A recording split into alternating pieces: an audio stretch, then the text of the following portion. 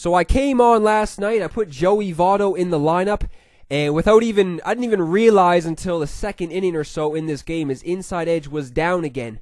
Because I think yesterday his inside edge was all the way up to 97. So I think his contact and power was just insane, man. I think his contact was in the high 90s, his power was around the mid 90s too, maybe even high 90s as well. But I did put him in the lineup, and I didn't even realize his inside edge went down again until around the second inning. I actually played 2 games, one right after this one too. I left Votto in the lineup. I just totally forgot to take him out.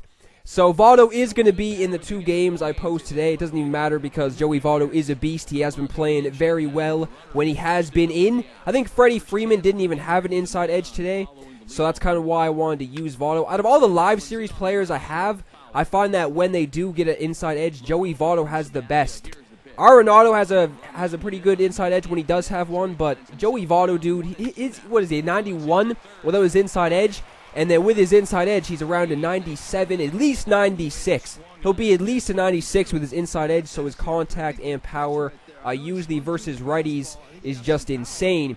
And he already has a very good contact versus lefties too, so it doesn't even matter if you are facing a lefty. I think he has around 60 vision, so that's alright too. And he also has good fielding stats too, man, so Joey Votto is definitely a good first baseman to have. So he is in the lineup in these games, probably going to put Freeman back in at some point when his inside edge does go up again. I'm trying to use every single first baseman I have more often because I think Fred McGriff hasn't played in a while.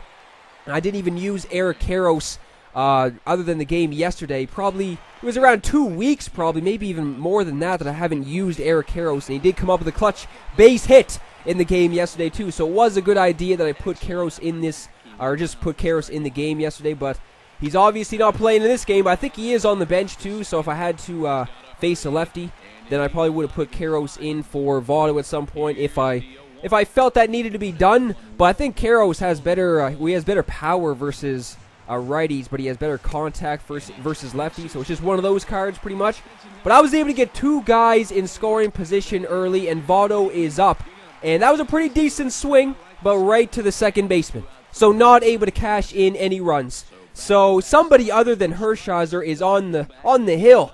I think Hershiser has taken the mound in the past 3 games or something, which I can't even complain because he has been doing the best out of all the starting pitchers I have. I don't even think every other starter I've used has had one good game, and if they have, it's only been around a 4 or 5 inning game because, you know, me being me, I'll usually take my starters out around the 5th inning or so if it's a close game, or just everyone, or just whoever I play starts to get off to a really good start and around in the middle innings or something. I'll just go to the pen immediately, pretty much, go into panic mode, and then go into the pen, try and get somebody else in there.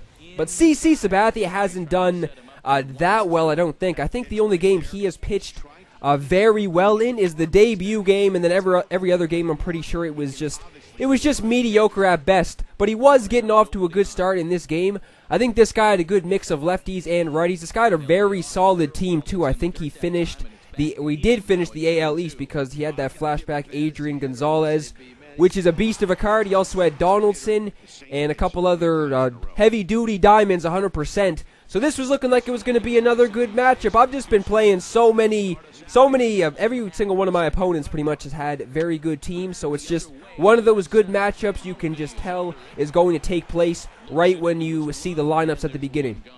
So not that much was going on early in this game. I mean, I think the last game, what was it? What was the last game I even posted? I forget. I don't even know, man. I think it was the game where Griffey got 4 hits or something. So that was just an offensive explosion for both teams, I'm pretty sure. I think I had around 13 or 14 hits. My opponent had around the same too, so that was kind of an offensive explosion. I mean, Hershiser did get off to a very good start in that game, but then he just, I don't know, what was it? What inning was it? 7th or 8th inning rolled around, and then all hell broke loose. So that was just me making a bad decision, but that seems to be the case in every single game, pretty much. So now Lucroy is up, and I know everyone's probably sick and tired of seeing this damn guy, this bastard, this waste of oxygen in the lineup, dude. I'm sick of seeing this guy's face too. Even though I've been saying in the past couple of videos, Lucroy has been heating up. that's not going to continue. I know for a fact that's not going to continue. I can just tell. I was just getting lucky those games. There was no chance in hell that Lucroy was just going to end the slump and just go off, even though I think he was on like a 4 or 5 hit streak. Game hit streak, I meant to say. I'm not even sure how the hell that even happened, really. But Johnny Bench is on the bench, so I am probably going to use him again soon. Johnny Bench is on the bench. How funny does that sound? But I am going to use him again at some point, 100%. Just not really sure when, because I have used that flashback Giovanni Soto too. I think I'm not really sure what his hitting stats are, but they're not even close to Lucroy's. But either way, I would rather use a common catcher over Lucroy at this point. And I've just been bashing Lucroy. This is the fucking Jonathan Lucroy hate channel in this game, pretty much, from just what I've been seeing so far. Even the apparent patch that fixed the blocking hasn't worked out so well. Nothing's gone right through the wickets, but he still can't keep anything directly in front of him from what I've been seeing so far. But it's still a 0-0 game now in the bottom of the 3rd inning, so Michael Brantley is in. Something needs to happen for the squad, and if it was going to be anybody, you would think it would be Brantley, but just hitting a weak ground ball to second base right there, and that ends that inning. So this guy doesn't even have a hit yet, so I guess it is only the 4th inning, but still. But the way CC was pitching, I just need to smarten the hell up, man. I need to get a grip.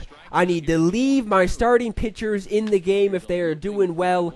Because when was that? 2 games ago or something? A couple games ago at least. Hershiser was in. I took him out in the 7th inning. And then Kelvin Herrera came in and I fucking blew the game. So I'm not even sure what the hell is even going on anymore, because it seems like every single decision I make is a bad one. I'm like John Gibbons. I'm worse than John Gibbons. Every single decision I make is a bad one. So I would be the worst manager in history. From what I'm seeing in these games, I'm not even sure if the game is just trolling me when this shit goes down. I just feel like either or, it's a lose-lose situation. If I keep my starters in, they will just blow the game, and if I bring in the relievers, they will blow the game too. So it's just a lose-lose situation, I feel like, half the time. But Josh Donaldson is in for this guy. If you would think this guy would get his first base hit from somebody like this at the plate. I mean, he was definitely sitting on something up in the strike zone right there, and luckily that stayed in the yard. That could have definitely left the yard 100% if you ask me. But it is staying in the ballpark. Arenado is in. Catfish Hunter was on the mound for this guy, which I really enjoy playing against Catfish Hunter, because he's not somebody who throws triple digits. He does have a sinker and stuff, but he does, he's not that too difficult to hit if you ask me. But Arenado wasn't able to find the gap right there. Griffey with that 4-hit game in the previous game didn't get that much going in this game, but Griffey is going to be a beast no matter what. He will never be leaving the lineup anytime soon. Joey Votto is 100% a glitch, man. I'm not even joking. He is a glitch. All of the players I've used so far, Joey Votto is the main guy. If you swing at something late on the inside part of the plate, it will either be oppo or it will find the gap somewhere in fucking left field. It's just crazy, man. Joey Votto is legitimately a glitch. He is the #1 player I've been using where you could just find the gap, hit an opposite field home run on a late swing, fastball inside part of the plate. Joey Votto is just a beast apparently on those late swings. But after Daniel Murphy got that double and I cashed in another run, this guy did leave the game. But it's all good. It's all good, man. There's going to be another video posted, so everybody be on the lookout for that. And it was definitely interesting.